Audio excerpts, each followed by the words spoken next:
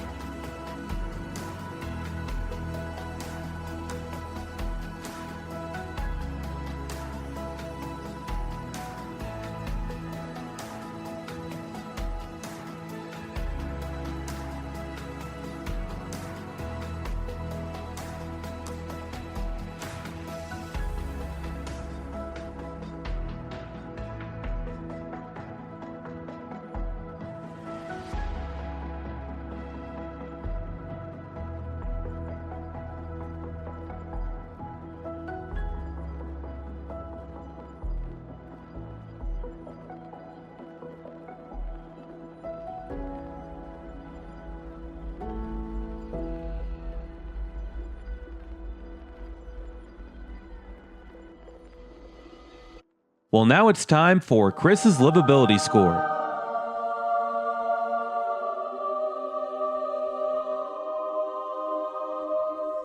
The first topic is education. Carolina Forest has one of the better high schools in all of South Carolina, but that's not saying much, so it gets a 14 out of 20.